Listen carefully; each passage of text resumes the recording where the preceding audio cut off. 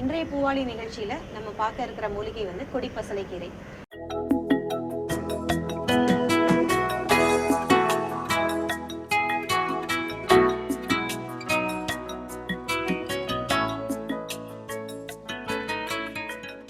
மாடி தோட்டத்தில் எளிதாக வளர்க்கக்கூடிய மூலிகை வரிசையில் வந்து இந்த கொடிப்பசலை வந்து அதிக சிரமம் இல்லாமல் வளர்க்கக்கூடிய ஒரு மூலிகை. இதோட பொட்டானிக்கல் நேம் வந்து பேசல்லா ஆல்பா. இதோட இங்கிலீஷ் நேம் பார்த்தீங்கன்னா இந்தியன் ஸ்பினாச் அப்படிம்பாங்க. இதில் வந்து இந்தியாவில் ஆல் ஓவர் இந்தியா இந்த பிளான்ட்டை நம்ம பார்க்கலாம். இதில் 2 வெரைட்டி இருக்குது. ஒரு வயலட் தண்டு க்ரீன் ஸ்டெம் இருக்கிறது ஒன்று, வயலட் ஸ்டெம் இருக்கிறது ஒன்று, க்ரீன் ஸ்டெம் இருக்கிறது ஒன்று. இந்த செடி வந்து குறைந்த மெயின்டெனன்ஸ், லெஸ் மெயின்டெனன்ஸ்லேயே வந்து அதிகம் நல்ல ஈல்டு தரக்கூடிய ஒரு கீரை. இதோட மருத்துவ குணம் பார்த்திங்கன்னா இதோட முழு தாவரம், அதாவது தண்டும் நம்ம யூஸ் பண்ணிக்கலாம், இலைகளும் யூஸ் பண்ணிக்கலாம். இலைகள் வந்து யூரினேஷனை இன்க்ரீஸ் பண்ணுறதுக்கு வந்து யூஸ் பண்ணுறாங்க Siddha ப்ரிப்பரேஷன்ஸ்லாம்.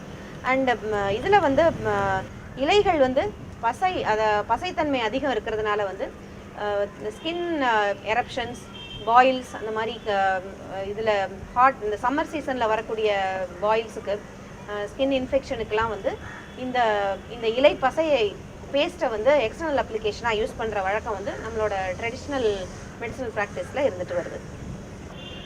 At the same time உங்களுக்கு வந்து க்ரோத் ரொம்ப ஜாஸ்தியாக இருக்கும். ஸோ வாரத்துக்கு ஒரு தடவை நீங்கள் வந்து ஒரு 2 பசலைக்கீரை செடி இருந்தாலே வந்து வாரத்துக்கு ஒரு முறை நம்ம வந்து சமையலறையில் இதை யூஸ் பண்ண முடியும். இந்த பசலைக்கீரையை பொறுத்தவரை வந்து குளிர்ச்சி தரக்கூடியது. இது கூட்டாகவோ இதை வந்து அதாவது பருப்புடன் சேர்த்து கூட்டாக இதை சமையல் செஞ்சு சாப்பிடலாம். இதில் வந்து குழகுழப்பு தன்மை அதிகம் இருக்கிறதுனால வந்து இது வந்து ஒரு பசைத்தன்மையோடு இருக்கிறது வந்து அதாவது ஸ்கின் மேலே வர்ற ஸ்கின் இன்ஃபெக்ஷன், கட்டி, இந்த குறிப்பாக வந்து சம்மர் சீசனில் வர்ற அக்கி, அந்த மாதிரி நோய்களுக்கு வந்து இதை வெளிப்பூச்சாகவும் யூஸ் பண்ணுற வழக்கம் வந்து நம்மளோட ட்ரெடிஷ்னல் ஹெர்பல் மெடிசனில் இருந்துகிட்ருக்கு. இந்த பசலைக்கீரை வந்து இது எடுக்க தான் வந்து க்ரோத் நல்லாயிருக்கும். அதனால் நீங்கள் ஒரு வாரம் ஒரு தடவை வந்து நம்ம இதை யூஸ் பண்ணிகிட்டு இருக்கணும். பூச்சி தொல்லைங்கிறது வந்து பூச்சி தொல்லையை கட்டுப்படுத்தலாம் அப்படிங்கிறது வந்து வேப்பம் புண்ணாக்கு தண்ணியை வந்து ஊற வச்சு அதை ஒரு 15 நாளைக்கு ஒரு முறையோ ஒரு மாதம் ஒரு முறையோ இது மேலே தெளிச்சிட்டு இருக்கிறத தவிர வேறு மெயின்டெனன்ஸுங்கிறது இந்த பிளான்ட்டுக்கு வந்து ரொம்ப அதிகம் தேவைப்படாது. ஒரு சாதாரணமாக வந்து ஒரு சின்ன பந்தல் போட்டு விட்டு இதை அல்லது பால்கனிலேயோ கூட இந்த கொடியை வந்து நம்ம ஏற்றிட முடியும். இதை வந்து மல்டிப்ளை பண்ணுறது எப்படின்னா, ஒன்று விதை மூலமாகவே அதாவே வந்துடும், ஜெர்மினேஷன் இருக்கும். அது போக சின்ன முற்றிய தண்டுகளை வந்து நம்ம நட்டு வச்சாலே வந்து ஒரு 2-3 நாள்லேயே வந்து அந்த செடி வந்து துளிர்க்கிறத நம்ம பார்க்க முடியும். ஸோ வளர்ப்பு முறை எளிது. அண்ட் உங்களுக்கு வந்து பலன் வந்து நார்மலாக மார்க்கெட்டில் போய் பூச்சிக்கொல்லி அதிகம் இருக்கிற கீரைகளை நம்ம வாங்குறத விட இந்த மாதிரி வீட்டில் எளிய வகையில் வளர்க்கக்கூடிய 2-3 மூலிகைகளை கீரை செடிகள் வச்சுட்டோன்னா வாரத்துக்கு ஒரு கீரைன்ற முறையில் நம்ம வந்து சமைச்சிட்டு வந்து நல்ல உடல் ஆரோக்கியத்தையும் பெற முடியும்.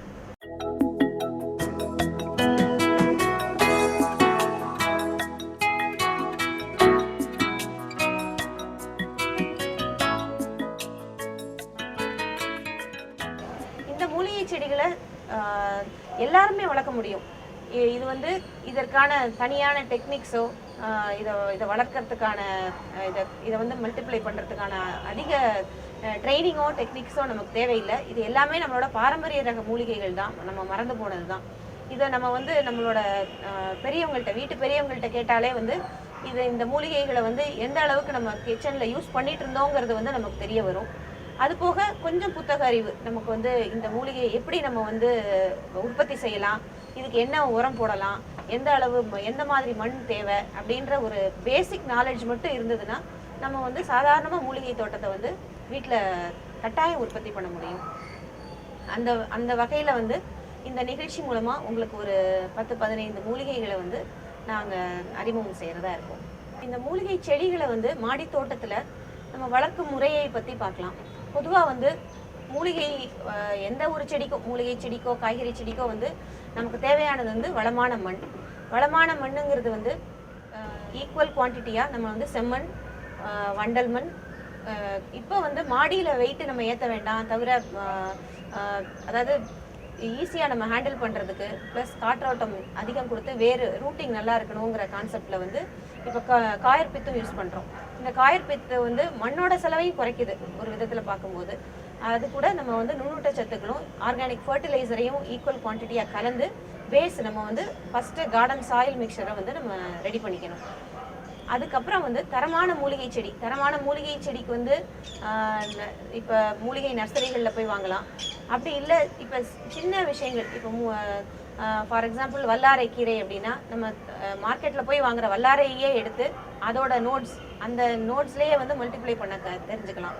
ஸோ ஒரு பேசிக்காக ஒவ்வொரு மூலிகையோட வளர்ப்பு முறை, அதை வந்து எப்படி அதை ப்ரொபகேட் பண்ணுறது, அதுக்கு என்ன ஜென்ரலாக நோய் வரும்ன்ற ஒரு சின்ன கான்செப்ட் மட்டும் நம்ம அதை பற்றின பேசிக் அண்டர்ஸ்டாண்டிங் மட்டும் இருந்ததுன்னா மூலிகை தோட்டங்கள் வந்து எல்லார் வீட்லேயும் சாத்தியமாகும்.